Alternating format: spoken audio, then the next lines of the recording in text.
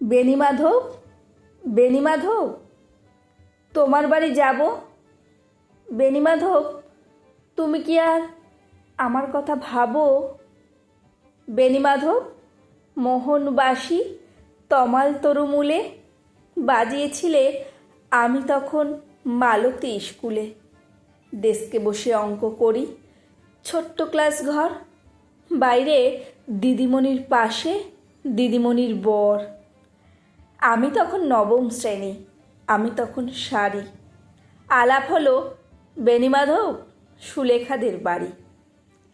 বেণীমাধব, বেণীমাধব, লেখাপড়ায় ভালো, শহর থেকে বেড়াতে এলে আমার রং কালো। তোমায় দেখে এক দৌড়ে পালিয়ে গেছি ঘরে। বেণীমাধব, আমার বাবা দোকানে কাজ করে। বুজে অলি গুজে তরু ফুটেছে মঞ্জুরি, সন্ধেবেলা পড়তে বসে অঙ্কে ভুল করি।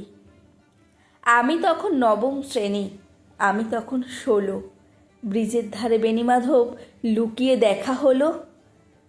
বেণীমাধব, বেণীমাধব, এত দিনের পরে সত্যি বলো, সেসব কথা এখনো মনে পড়ে? সেসব কথা বলেছ তুমি তোমার প্রেমিকাকে? আমি কেবল একটি দিন তোমার পাশে তাকে দেখেছিলাম আলোর নিচে, অপূর্ব সে আলো।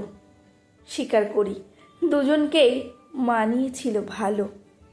জুড়িয়ে দিল চোখ আমার, পুড়িয়ে দিল চোখ। বাড়িতে এসে বলেছিলাম ওদের ভালো হোক।